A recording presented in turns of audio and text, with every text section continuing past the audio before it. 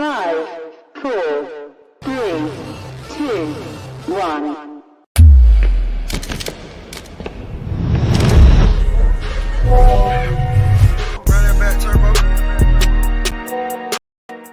Hey, what?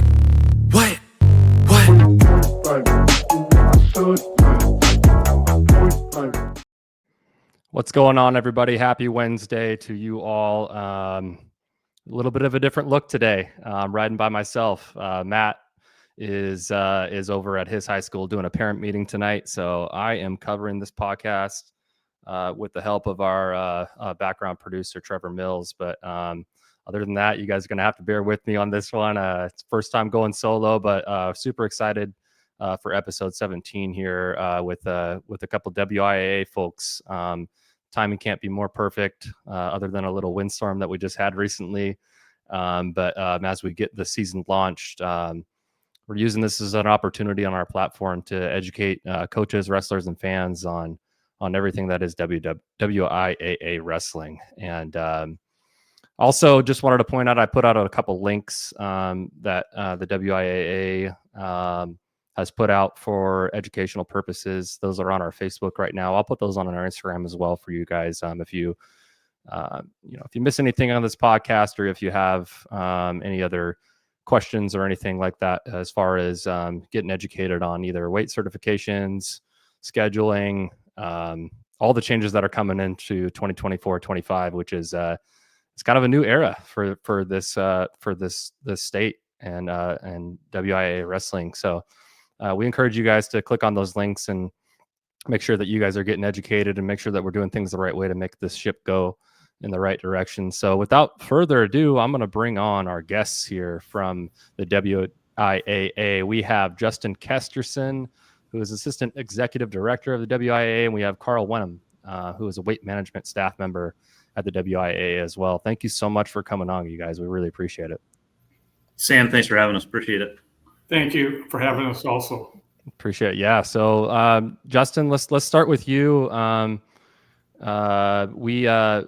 got in contact with you because he's a big rulesy guy, but I'm more of the get on the mat and roll around and wrestle guy. And I need to get educated. So it's kind of fitting that I'm hosting this podcast today by myself, because I'll be asking a lot of those easy layup questions for you. But Justin, when did you start or when did you assume the position as executive director of the WIAA, and how long have you been involved with wrestling in WIAA?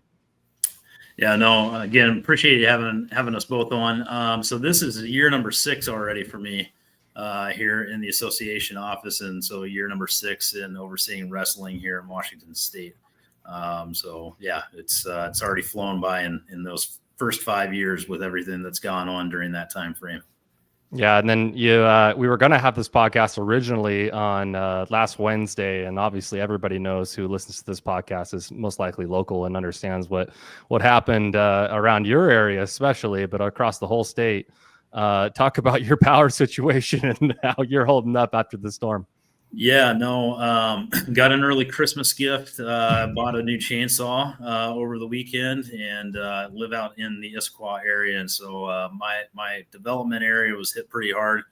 We're out in the Miramont area. And so we actually feed into Liberty High School, which all surrounded by woods. And so unfortunately, we had a lot of trees come down, a lot of neighbors that ended up getting a lot of damage to their homes. And so been a tough week, but we just got the power back on Saturday, which is why unfortunately couldn't connect last week. And so we just got the power back on, but Wi-Fi and cable are still out. So back down here at the office for the evening, doing this with you all, and glad to be here. But yeah, it's been a long week. Yeah, we get it. I was lucky enough to keep power as we were talking backstage before the podcast started, and I understand that some people like yourself and my brother who lives out in Snohomish went through the ringer out there. So glad that you're safe. Glad that you're with us here. Justin, did you grow up in a wrestling background or anything like that, or did you compete, coach, or anything like that, or did you just get involved? I imagine you're involved in sports in some way, being involved with the WIAA. Talk about your background in sports. Yeah, a little bit of an unconventional route. Number one, I'm not a Washington native, so I originally grew up in West Virginia. So one of our larger we'll call it a town. We don't really have a lot of cities in West Virginia. But I grew up in a wrestling powerhouse community. My high school and our rival high school at one point had taken home like 15 or 18 of the state championships in the big school division back there for a 20-year period. So grew up around wrestling. I wrestled up until junior high, and then followed running, and I was a cross-country runner in high school. But majority of my friends were wrestlers going through high school. Stayed connected to it. Even into college, would go to the state tournament every year in West Virginia because it was where I went to school, Marshall University. So it's always in Huntington. Yeah. Grew up around that. And then when I moved out here for grad school, started out in college athletics and moved to Montana for a couple of years. And then when I came back here, I started back at the Highline School District in 2012. And from that point on, got myself kind of ingrained back into wrestling and ran some league tournaments in the SPSL 2A. Prior to that, to the old Seamount League before it folded. And then when I became the athletic director at Tyee High School, became the wrestling commissioner, started running some regional events at the 2A level and overseeing that as the wrestling commissioner. And then when I jumped on here at the association, took over for primarily Brian Smith's positions of having cross-country wrestling and track and field assigned to me. So all three I'm comfortable with, all three, passionate about the sports that I oversee. So I'm blessed in that regard that I've kind of fallen into those three sports and seeing those. And then really fortunate to be surrounded by the people that help out in those three sports, especially in wrestling where there's so much to do when you talk about weight management. So having Carl and Stark Porter on staff for the weight management side of things is a tremendous help. And then our manager crew for the state tournament is second to none in this country. And what we do here in Washington with our state tournament, it's a sight compared to how wrestling is done in other states. So it's great. It's fun to be a part of. There's always something new.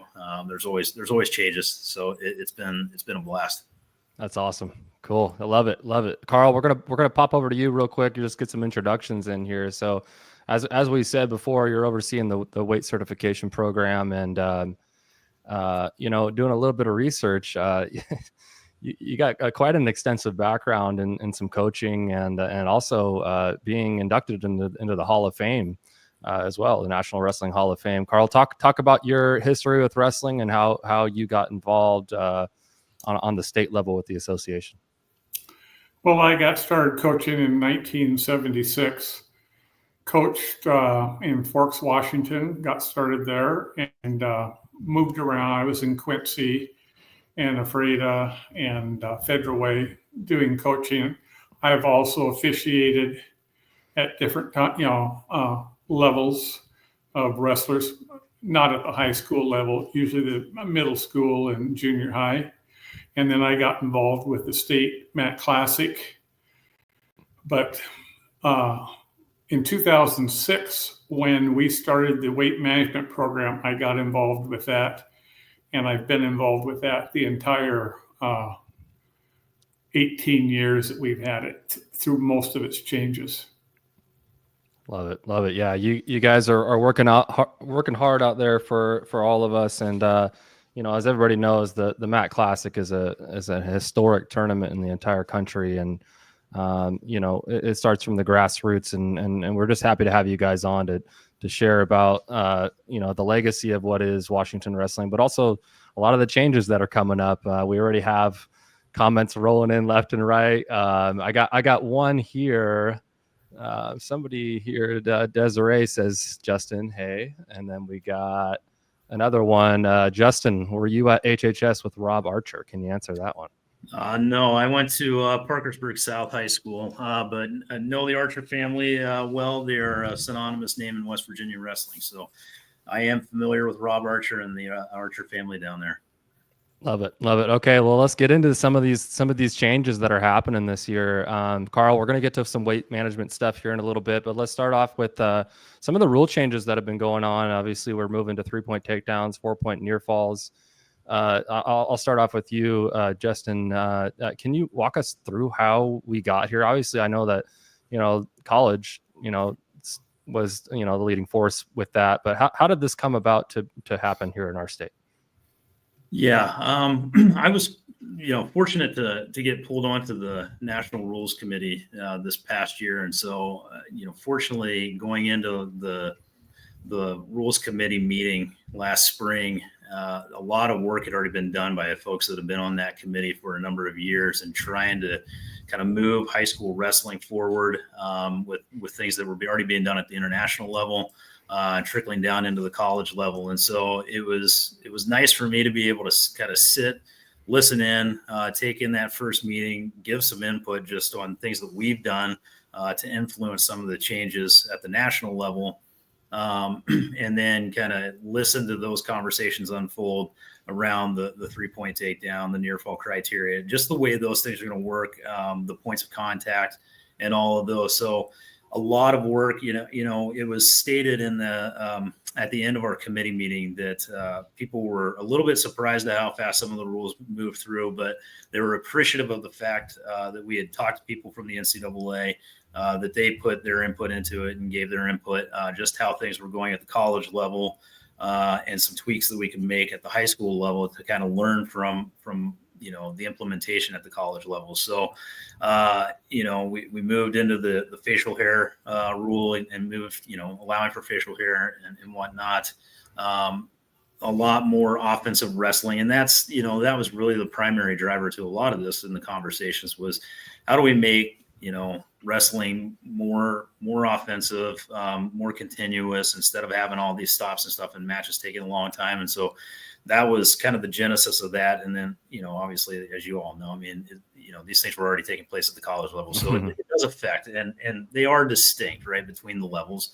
But when you see things successful at the college level, right, it's going to make its way down eventually, especially when you're talking about 51 state associations.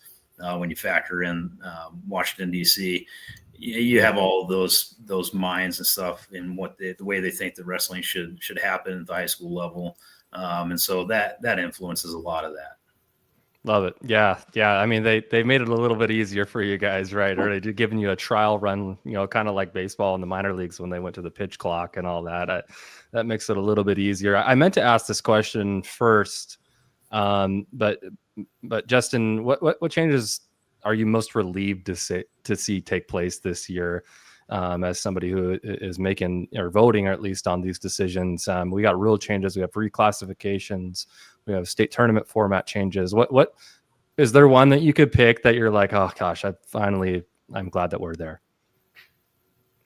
I'll just stick to the topic of wrestling. I don't know if I want to open up the Pandora's box and talking allocations, although I know we're going to get to that a little bit later. But I think the criteria in terms of the scoring systems is probably what I've been most, excited to see, just because I think it encourages more offensive wrestling as you go throughout the matches, right? I mean, nobody wants to go see, a 1-0 just defensive wrestling match, throughout a day or throughout a tournament.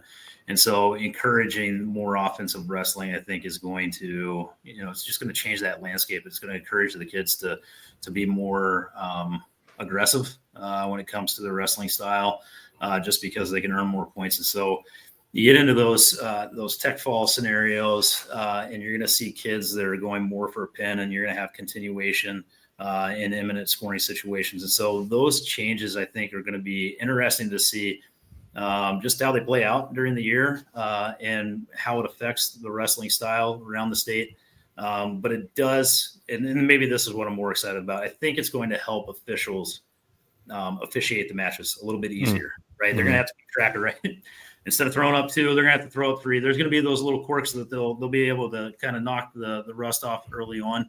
But by the time we get to the Tacoma Dome in February, I think we're going to see a lot smoother officiating as time goes along. And so I've been in constant communication with our officials leadership around the state and just kind of making sure that they're all dialed in with the rule changes, that they're getting their interpretations and stuff taken care of so that they understand scenarios as they'll play out, just in case those little quirky things that come up, right? They always want to make sure that they have the right call.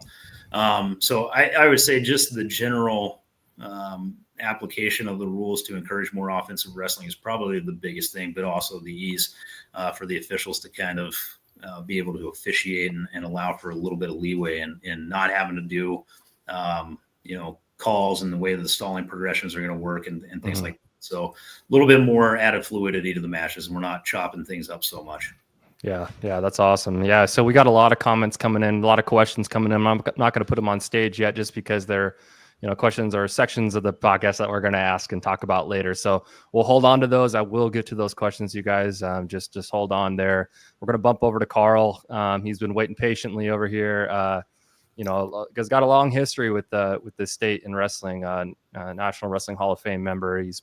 From what I've seen, he's been around since 1989. And the first question for you, Carl, is the weight certification program. When was it founded in our state? I saw some stuff that we were the first state to actually implement a weight certification program. Is that correct?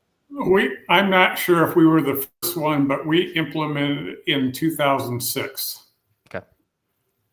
All right. And then where was the founded info base from, or how did litigation come to be? Who wrote the whole Bible on weight certs? So was it you, or did it become a larger NFHS thing? Can you talk about how it became what it is today?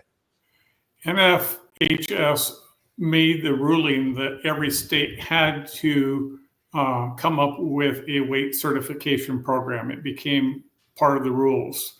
So we had a committee in 2006, which was made up of coaches, trainers, doctors, that looked at the rules and how we were going to put it together. The one rule that NFHS has put out there is that you have to be hydrated to have a measurement taken. And so they set that at the 1.025 level. After that, if you meet that requirement, then you want to get on the scale. And the scale is easy. You step on the scale and you get your weight measured to 1/10 of a pound. The next step is measuring for body fat. And there's a variety of ways to do that. Our state, our state chose to go with the primary method of skin fold measurements with the Lang calipers. Other states have used Tanita scales. Some states use air displacement with the bod pod. There's a variety, but we decided that the skin fold measurement was going to be our primary system of measuring body fat. We started out by training assessors across the state to be able to use the Lang calipers and how to enter the data into the OPC, which is the Optimal Performance Calculator that the Washington or the National Coaches Association had up and running. And then it's varied from there a little bit. We've made improvements every year up until where we are at right now.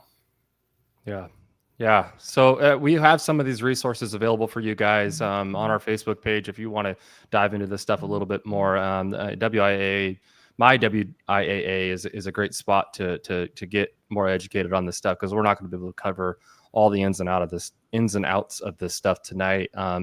But Carl, I have a question for me personally, just because I graduated in 2009, and it was right as we were getting started with this stuff, and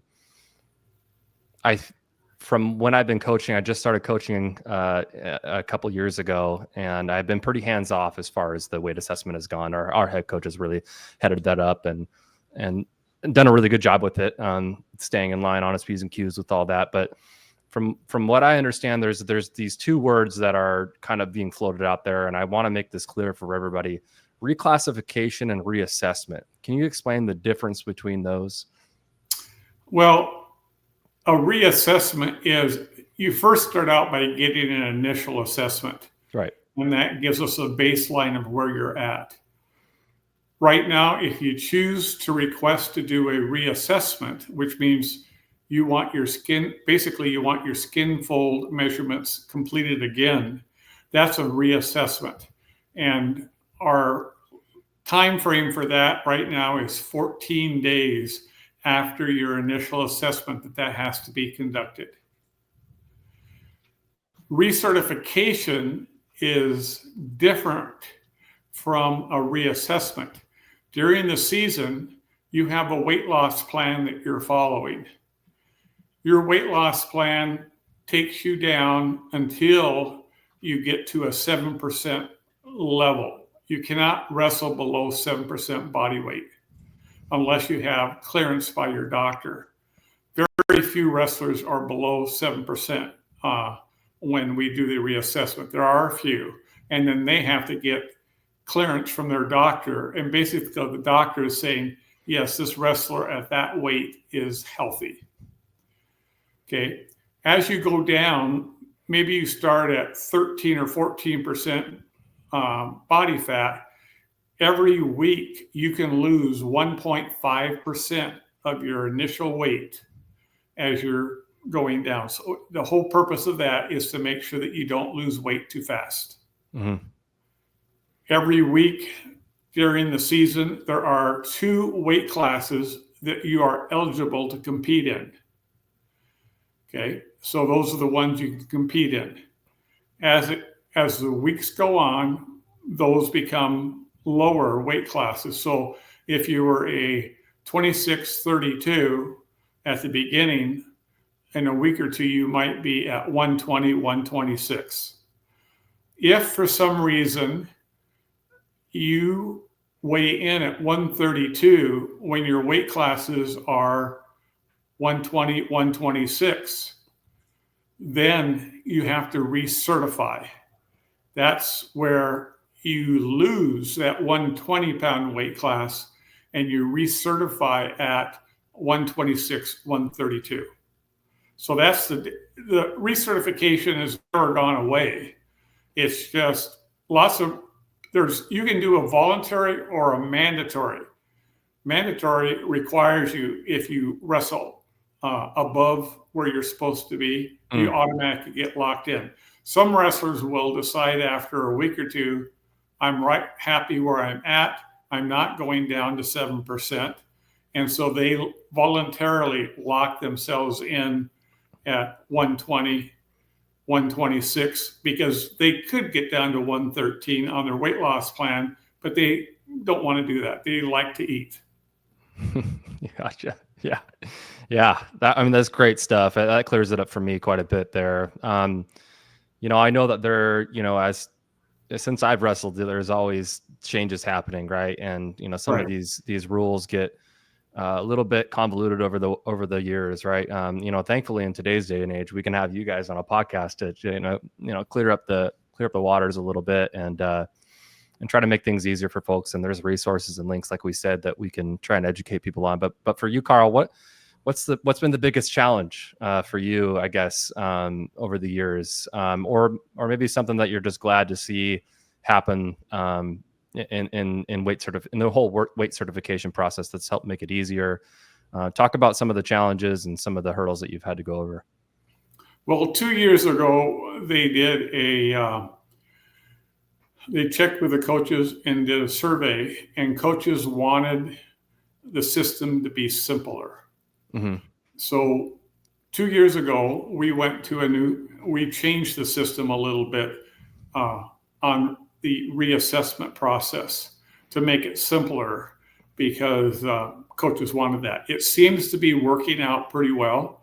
If you look at some of that documentation you have in there, there's a formula that I put together to help coaches to look whether or not a wrestler wants to try to recertify or reassess. And so far, when coaches look at that, they can determine, yeah, my wrestler's not going to get there. And the wrestler goes, I don't want to go there. Mm-hmm. So they don't recertify or reassess, because if they do a reassessment, they're going to end up probably down the road not making the weight down where they thought they could get, and they're going to lock in and recertify anyway. So the fact that we have that out, this is the second year with that. It seems to be going across pretty good. Coaches still have questions. One of the questions that I had 2 in the last day is when you look at the weight loss plan, up at the top, it will say MWC. That's your minimum weight class. But in the state of Washington, we have a 1% variance. Some states have it. Other states have a different amount. It's a 0.5%. But we believe that when a wrestler gets to within 1% of that next lower weight class, we're going to give it to them. So the only place it shows up is on the weight loss plan. Okay. If you look up at the top of the weight loss, it says 120.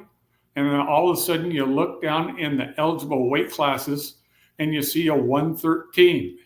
It's like, and in the actual eligible weights, you might see a 113.1. Well, you got to within 1% of that 113-pound weight class. So we give you the 113-pound weight class to wrestle at. And coaches, I mean, that's the biggest question that I had 2 of those last week. It's like, why does it say that? It's like, because we have a 1% variance in our state. And it gets confusing sometimes, but if you look at the weight loss plan, if you look at the eligible weight classes, it tells you each week what weights you can wrestle that week. Gotcha. Cool. That's awesome information, Carl. We really appreciate that. Do you, from what I understand from my co-host, Matt, who's not here tonight, you are a busy man, and this time of year especially, you're getting lots of questions. Do you mind if I put your email in the chat just in case any of our viewers, we don't have a ton of live viewers right now, but if anybody has any questions, is this the correct email here that I'm putting in the chat? You want to put it in the www, M as in Mary, P as in Paul, at WIAA.com. There we go. Okay. That's correct. Yeah. So if you have any weight certification, weight management questions, there's your email. Carl, if you think you're busy now, you're just going to get even busier because here we go. I get calls from not only coaches, I get them from wrestlers, from parents, from doctors. I was talking with a doctor the other day, explaining our process, and I'll take a call from anybody. Well, we really appreciate that. We know you're working really hard, and let's all do our best to be respectful to Carl and his time. You have resources and links to potentially. I tell this in my own job, just people who are calling about some questions. Sometimes like, well, this was on the website, So feel free to click on those links before you email Carl. But if you have any specific questions, let's reach out and try and get this stuff figured out so we can do it right and make sure that we're, doing this the right way. So we really appreciate that, Carl. I'm going to shift gears here back to Justin Kesterson. My biggest thing on this whole podcast was, I have older brothers that graduated in 1997, 99. And so I grew up before I could even remember going to the state tournament in Tacoma, and which is a huge reason why my brothers were a huge reason why I wrestled, but going to that state tournament when I was young was something very special, and I hold dear to my heart. And I'm so glad that we're still doing it there. I know that, as our state grows and we have logistical things going on with the amount of participants and schools and all that stuff, it is definitely a big challenge with you guys. But we'll talk about renewing the contract with the Tacoma Dome, and just give us a little bit of background of how we were able to renew our contract with the Tacoma Dome and keep the MAC Classic all together.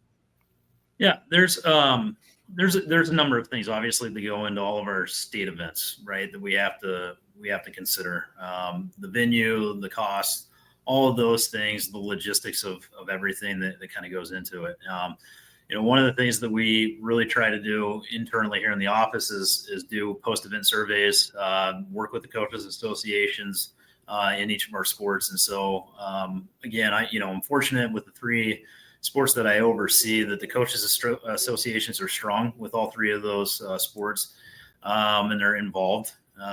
They give great feedback, they give input. And so it really helps shape kind of the sports landscape in Washington and those sports, but then also we take that input and we put it into the considerations for those events. So when you talk about the process for wrestling, right, the survey says that the majority want to keep the event in one space all together. We have something that's unique that a lot of other states don't have.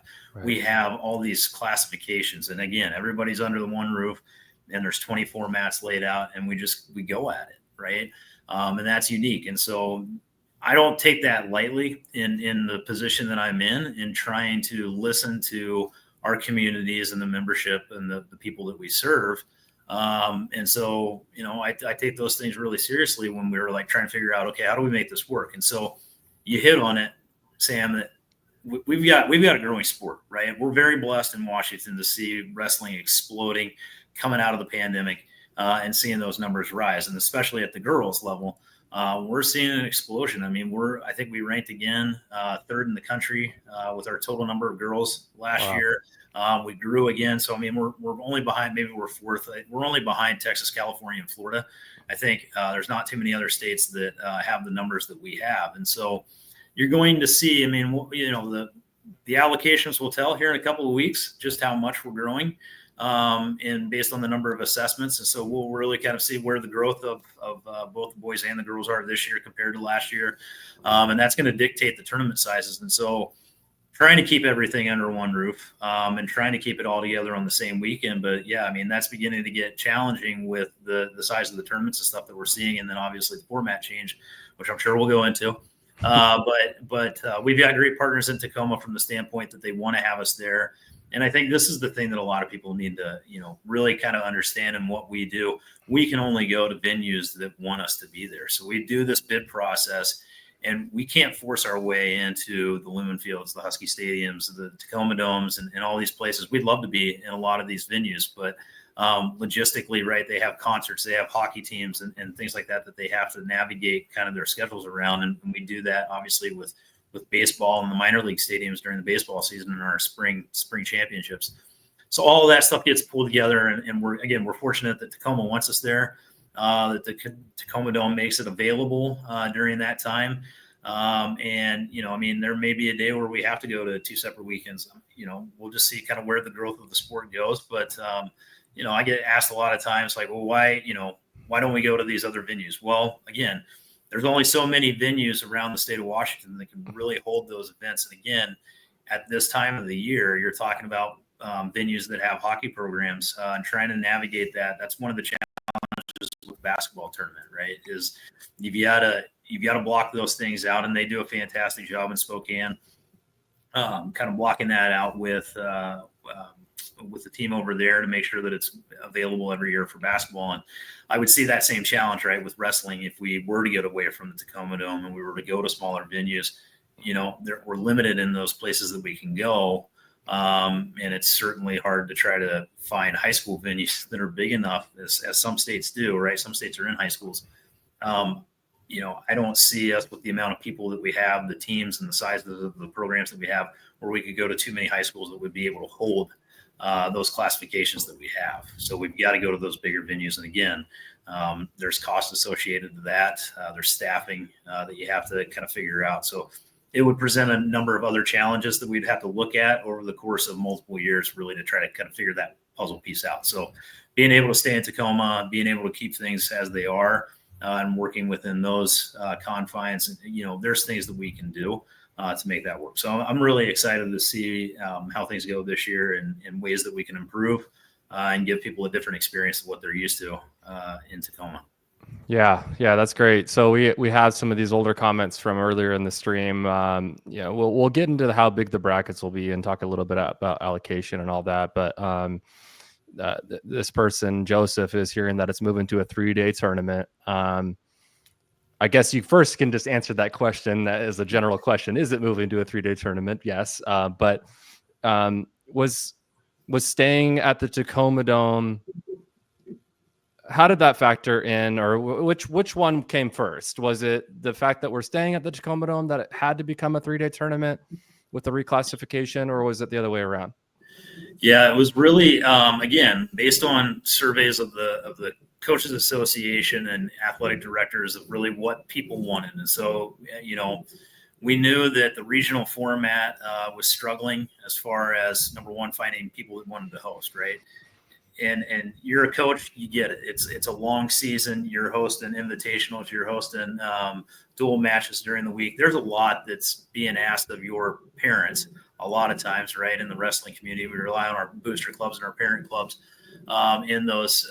But it's also, it's a lot on your custodial staffs and your athletic directors there in the building as far as hosting numerous tournaments and stuff. And so we were finding it a little bit more difficult to find regional hosts that wanted to host those and make their gyms available during those weekends. And so that became a struggle. And that led to some of the decision making that went on. And then we, again, we listened to the Coaches Association across the state who said, hey, let's try this straight to state format and put the allocations at the district level and let the districts and the leagues determine how they're going to qualify people, similar to every other sport in the association in the way that their postseason works. So a lot of that kind of fed into, all right, if we do this and do extended brackets, we're going to have to go to a bigger tournament with knowing that the growth of girls wrestling was coming, especially based in the last cycle.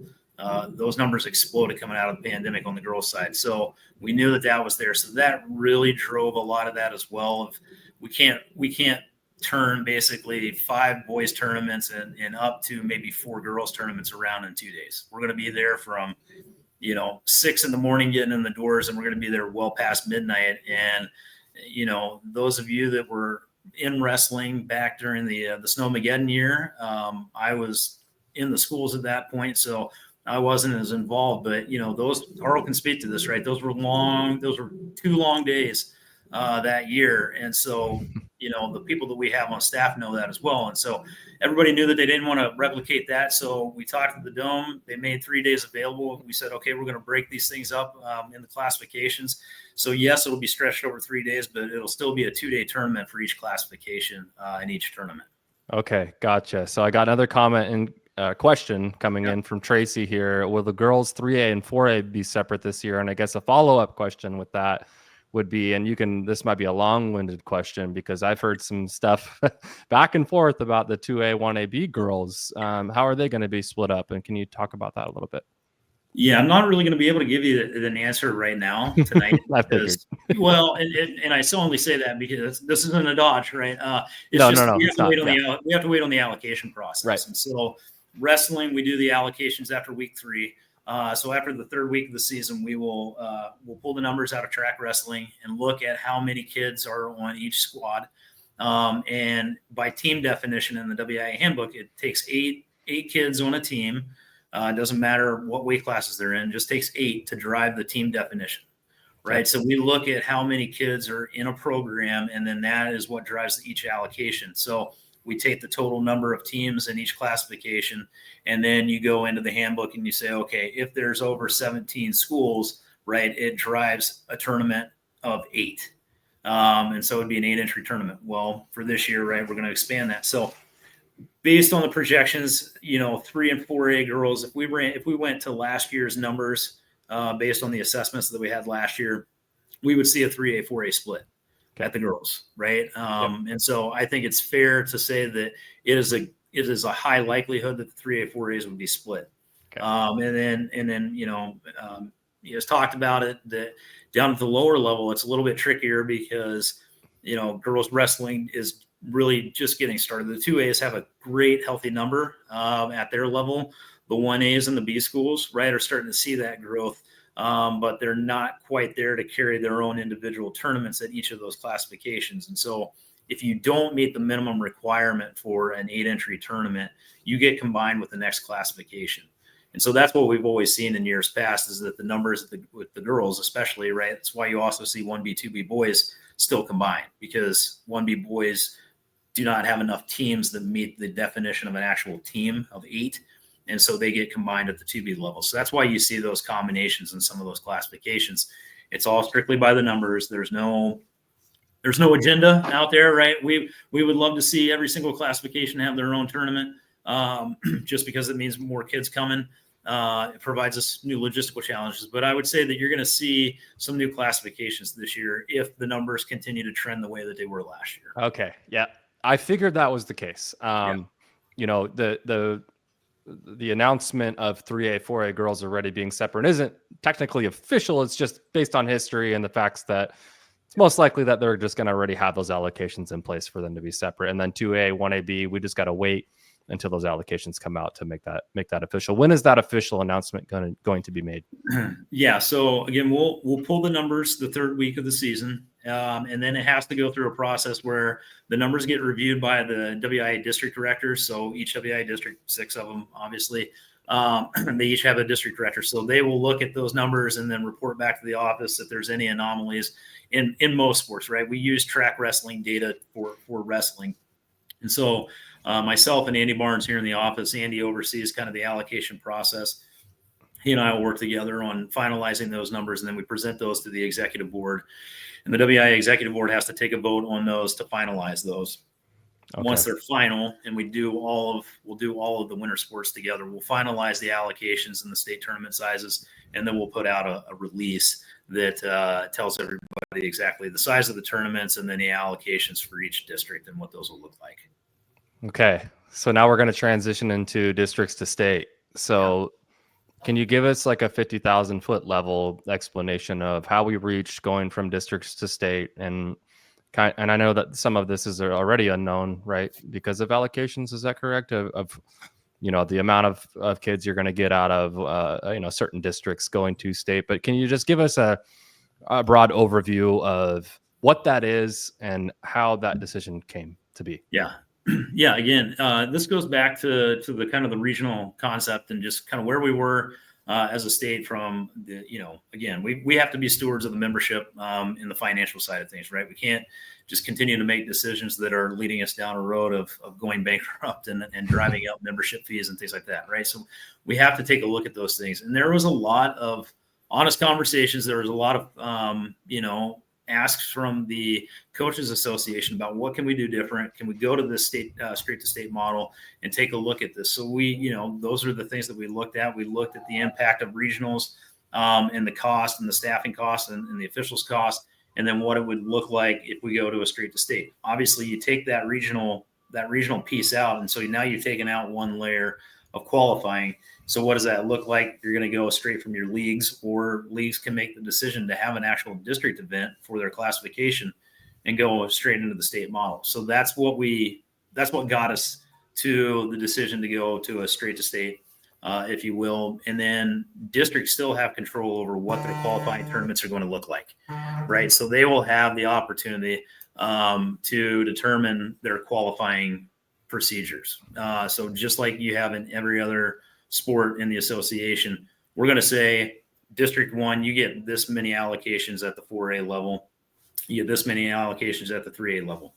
So District 1 can take their, let's just say in a 32 bracketed tournament, 32 entries, they get, let's say 10.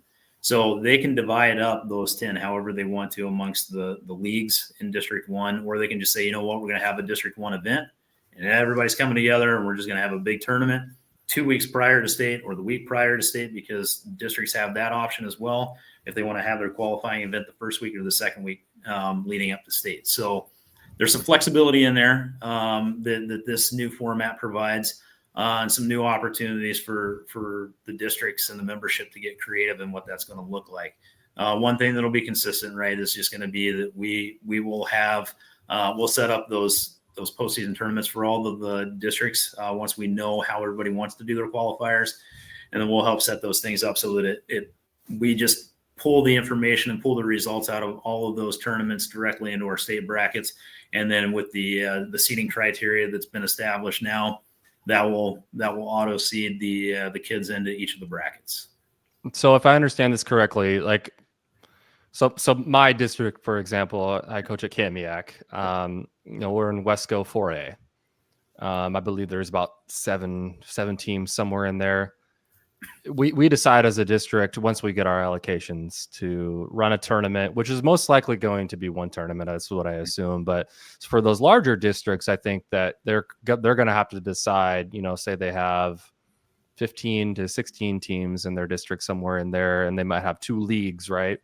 They're going to have to decide if they wanted to do 2 sub districts to a 1 district tournament, and then have their allocations put in there. Is that kind of what I'm hearing?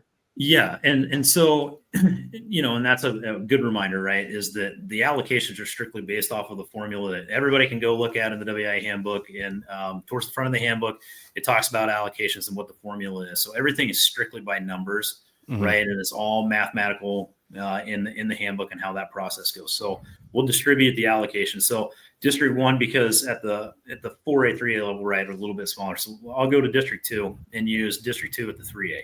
So you have the KingCo, and then you have the Metro League, right?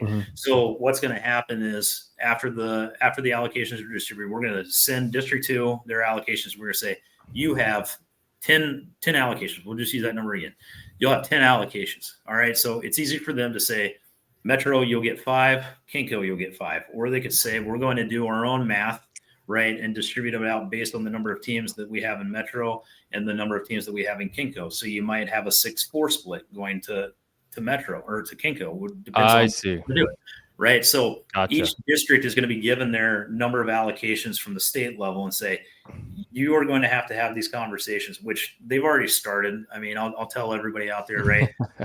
We were trying to be very intentional about having these conversations. So we gave everybody the numbers from last year. If we were running this tournament last year, here's what your allocations would be, right? Just to give people an idea of what they could potentially have going into this year in different scenarios and what that would look like. So we've really been trying to be intentional about having some preemptive conversations so that people weren't caught off guard going into the season of going, well, I would have thought we would have had this number. Well, it's going to be off maybe by 1 or 2 here or there, but it shouldn't be this drastic change unless wrestling has just exploded in an area that wrestling was very limited in previous years. So everybody already kind of has a number. So the league presidents, the wrestling commissioners all have this information. So they've been having these conversations well in advance. And we went, this was discussed widely at the Wrestling Coaches Conference a couple of weeks ago over in Yakima when I had the opportunity to go over and talk there. So these things have been going on prior to the season even starting, which is great because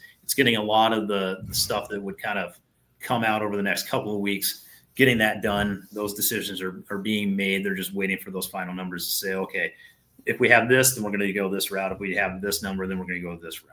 Yeah, I personally believe, this is just my humble opinion as a host of a podcast, I think it's a way better way to go anyways. I think you're going to get the best talent at the state tournament this way. I think some of those regions, we're getting real deep and you're only allowing 4 kids in. And now we're looking at it from a statistical perspective that I think is going to benefit everybody in the long run. And Justin and Carl, you guys already know that you're probably going to get something from somebody somewhere, but you hear it from me first. I think kudos to you guys for making that change and getting that.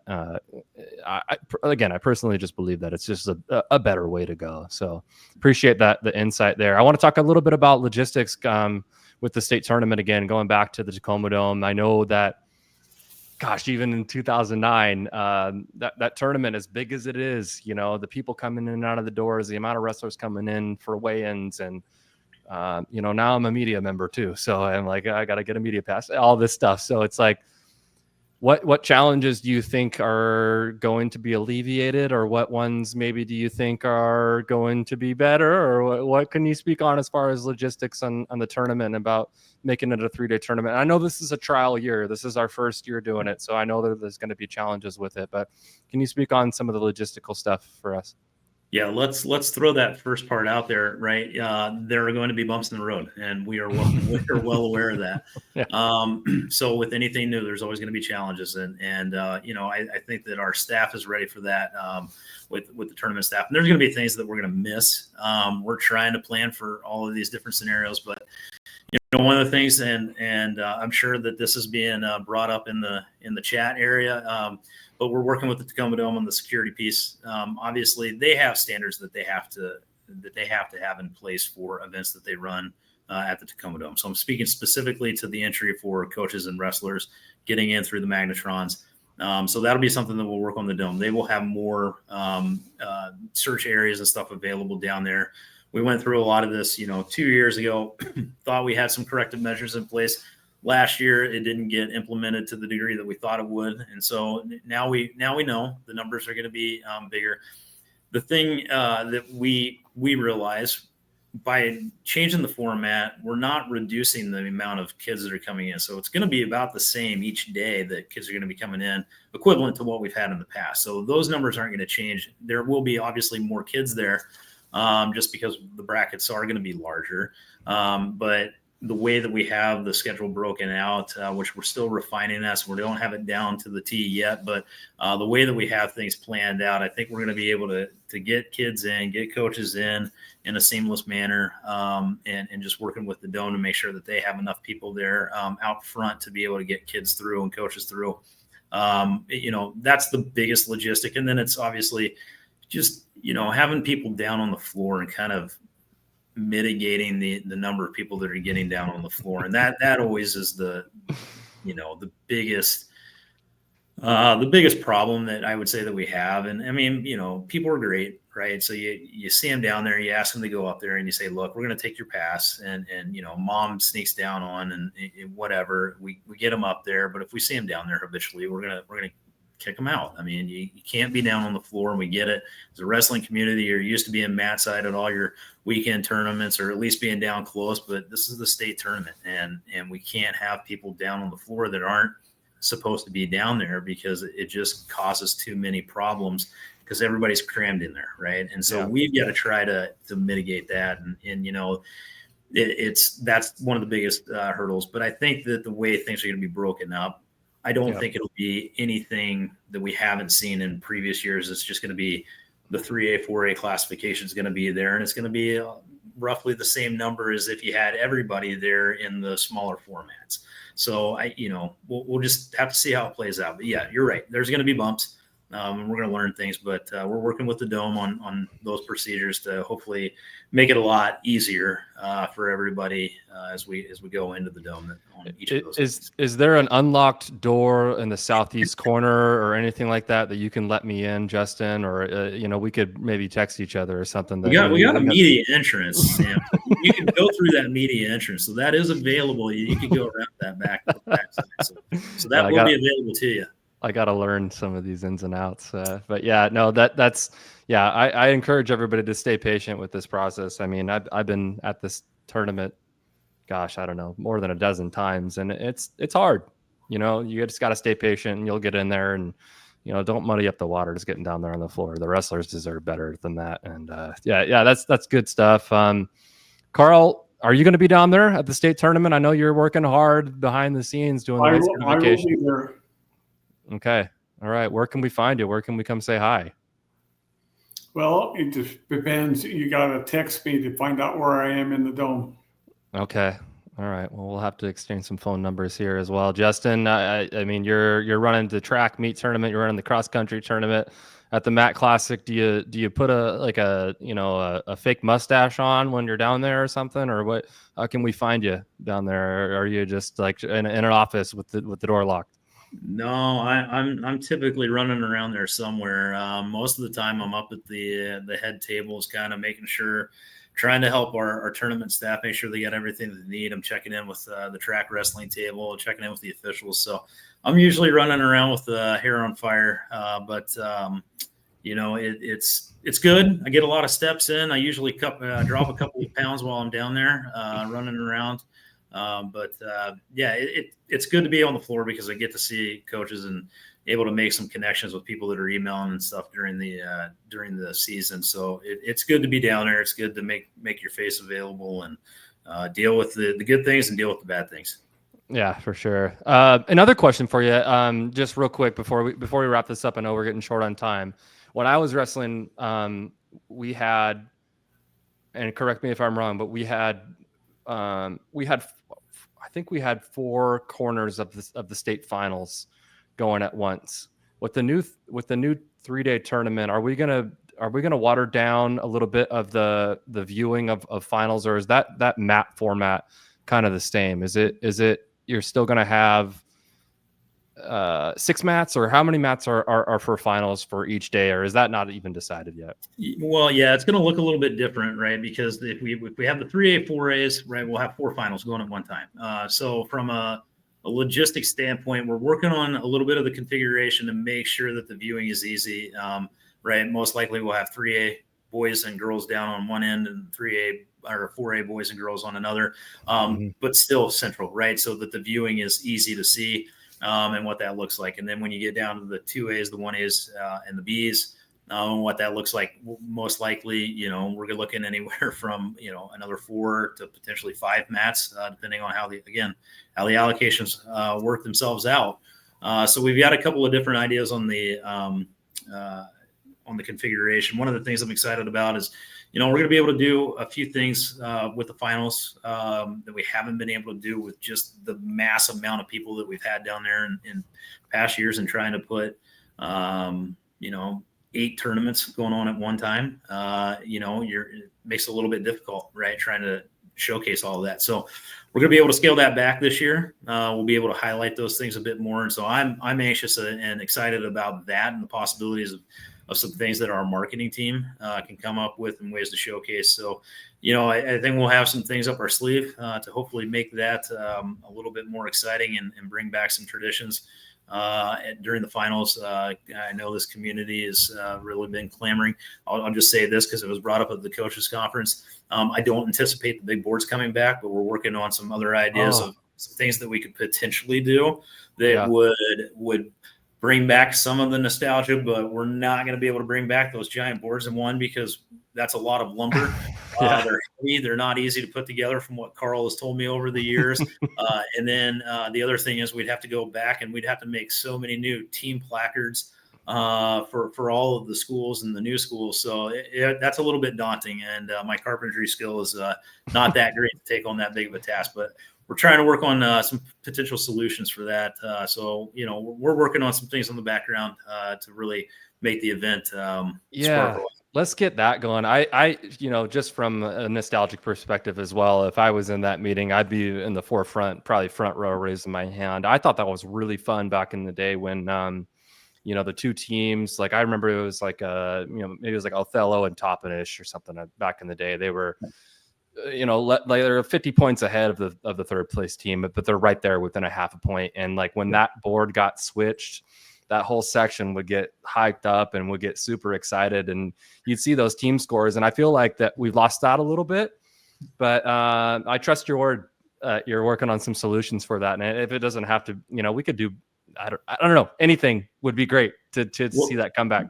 Well, listen, I'm not above begging. And so I know that this is going out statewide. And so if there are some business owners out there that want to throw some sponsorship dollars to bring in some like LED boards or anything like that, send them my way, give them my email. I'm happy to kind of work on some of those things, and we'll get you some sponsorship time as well through the streaming broadcast and on those big boards. So I think we could work out some logistics. So heck, maybe Matt and I can talk about something and get a board going down there for something. I loved that part of it. But there we go. But again, you guys are working super hard, and we thank you so much for especially this time of year when we get rolling, and especially in a year where things are changing for the better, in my opinion. But again, I just appreciate your guys' hard work and retaining the legacy what is Washington wrestling and the Mat Classic. And I got a comment right here. Heck yes, Dunn Lumber sponsorship boards. We can bring back. Let's get Dunn Lumber down there. Maybe put us some boards for the team scores there. Who knows? We'll get something going, I guess. But Justin and Carl, we appreciate your guys' time. We'll let you go. We're running up almost to an hour here. And we just thank you guys for coming on, and we'll cross paths and shake your guys' hand at the T-Dome hopefully this year. Sam, I really appreciate it. Thanks for having us on. Thanks so much. Yeah, Sam, thanks for having us. And everybody that has questions, feel free to send them to us. We can answer them. All right. Well, we appreciate it again. Thank you, Carl. Thank you, Justin. You guys have a great night. Hopefully no more windstorms this year, and we'll see you in February. Cheers. Thanks. All right. Well, first podcast by myself. How did I do? We'll put it in the comments. Thank you, Trevor, for helping me out there with some of the comments in the background. Gosh, I didn't think I was going to be able to do this without Matt. He is a personality in himself, and he was really what drives this show. I'm more of a complimentary piece.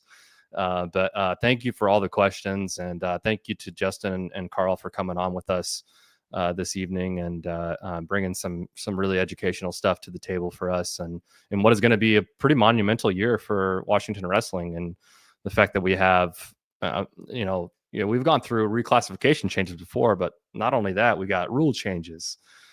We have all sorts of stuff going on that is going to be different, and I just encourage you guys to stay patient with everybody and everything, how everything works, just because it is a new year, and give these guys the grace that they deserve.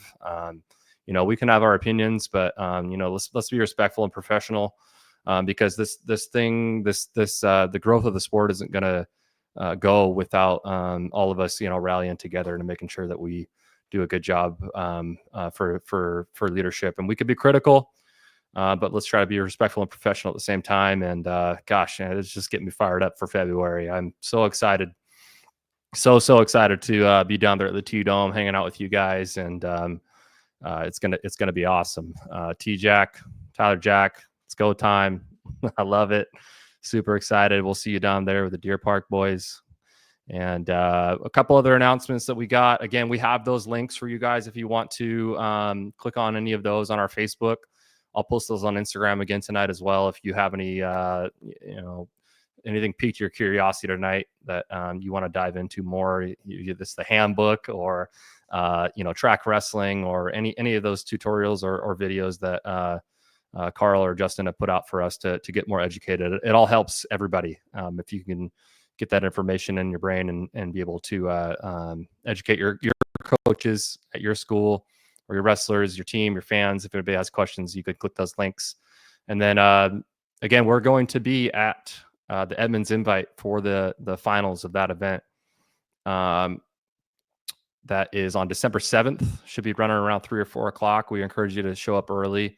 Get there for semifinals. Get there at the beginning of the day if you have nothing going on, and watch some great wrestling. There's some fantastic teams there that are going to be great individual matchups that we're so excited to broadcast for you guys. And thank you to Coach Alfie and Edmonds Woodway for allowing us to be there for the finals for that. So that's our next event.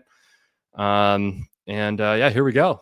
2024-25 season. It's getting started. So again, we just appreciate you guys, and thank you for all the support.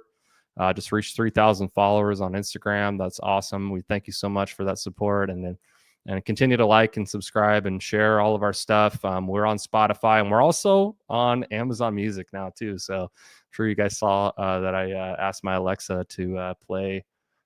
She's listening to me right now, to play the Washington Wrestling podcast. So if you're doing the dishes or whatever you got going on, you can ask Alexa to play the Washington Wrestling podcast as well. So thank you all. Appreciate you guys, and have a good rest of your week. We'll see you.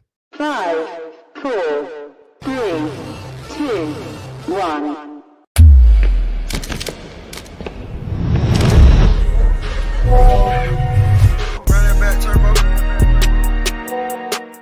Hey, what?